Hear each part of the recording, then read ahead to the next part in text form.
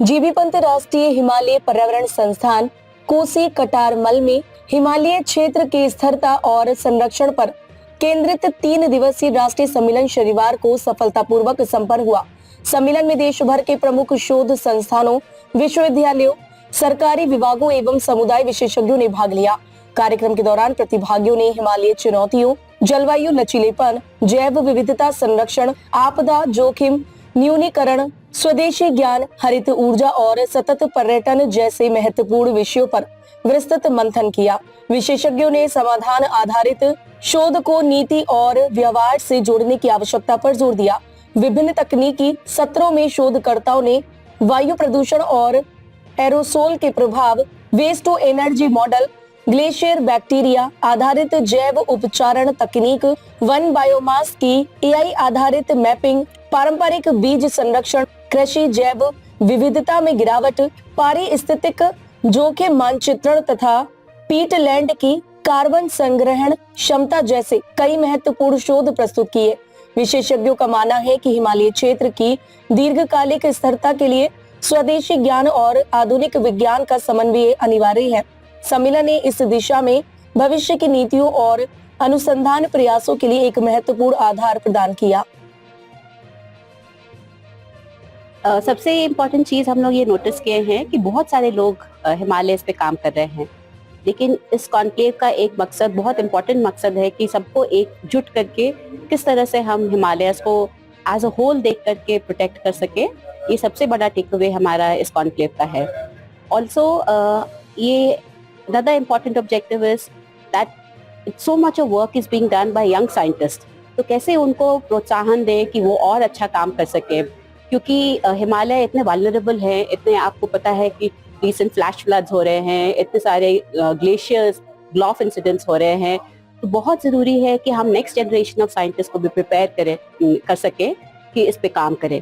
तो ये भी एक बहुत इम्पॉर्टेंट ऑब्जेक्टिव है इस कॉन्क्लेव का। और तीसरा है कि साइंस तो कॉमन आदमी को हो सकता समझ में नहीं आए, तो लेकिन उसको कैसे हम इजी भाषा में ट्रांसलेट करके, लोकल लैंग्वेजेस में ट्रांसलेट करके कम्युनिटीज तक रीच आउट करें कि आप क्या कर सकते हैं अपने एनवायरनमेंट को सेव करने, अपने फॉरेस्ट को सेव करने के लिए, अपने पॉलिनेटर्स को सेव करने के लिए, अपने अर्थवर्म्स को सेव करने के लिए, क्योंकि ये सब मिलजुट करके हिमालयन इकोसिस्टम बनाते हैं और जो अभी बहुत खतरे में है। तो ये सब विषय हम डिबेट कर रहे हैं और बातचीत हो रही है।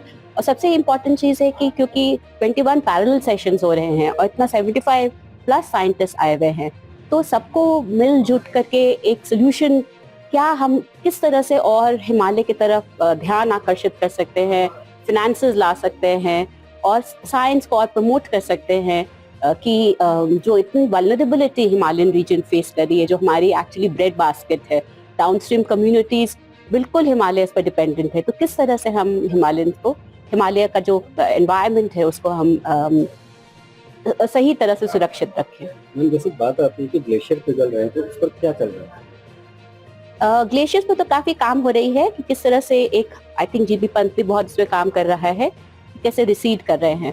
बट ग्लॉस पर एज सच जीबी पंत की काम नहीं है इसमें। I think state ministry of home affairs काफी काम कर रही है और मिनिस्ट्री ऑफ अर्थ साइंसेस काम कर रहे हैं कि किस तरह से ये ग्लेशियर लेक्स बढ़ते जा रहे हैं because of glacial snow melt and other reasons.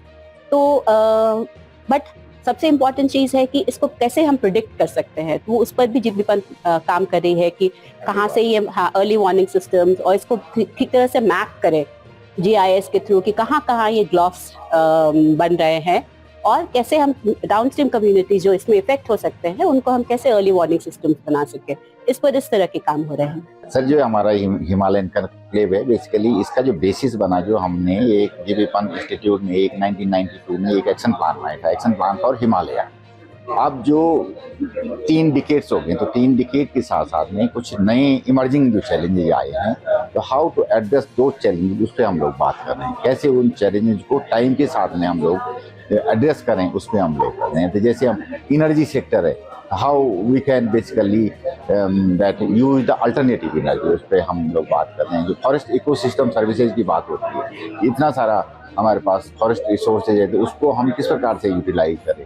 Youth है, जो यूथ को हिमालय से किस प्रकार से जोड़ें, हम लोग उसकी बात कर रहे हैं। जो नया आया है कि जेसी कंसेप्ट आया है कि जेंडर इक्वलिटी पे हम लोग फोकस करेंगे। फिर जो ओवर टूरिज्म है यहाँ पे कि किस प्रकार से जो कैरिंग कैपेसिटी से ज़्यादा है उसके लिए क्या प्लान हमारे बनाए जाए, तो इस प्रकार से हम लोग फोकस कर रहे हैं। बायोडाइवर्सिटी कंजर्वेशन है, बायोडाइवर्सिटी जो है हमारी डिप्लीटिंग हो रही है, तो किस प्रकार से उसके कंजर्वेशन और मैनेजमेंट जो इकोसिस्टम बेस्ड अप्रोचेज है उसको लेकर के हम चलें। फिर हमारा वाटर का है, जैसे स्प्रिंग्स हमारे यहाँ का इंटीग्रल पार्ट है, उसके बिना हमारे कुछ नहीं होता है। लेकिन स्प्रिंग जो है काफ़ी ड्राई हो रही है, तो किस प्रकार से उनको रिजुवनेट करें, किस प्रकार से उसमें ecosystem services ecosystem based adaptation लाएं हम, ताकि उनको हम कंजर्व कर सकें या जो हमारा वाटर सिक्योरिटी है उसको हम ठीक से फुलफिल कर सकें लोगों।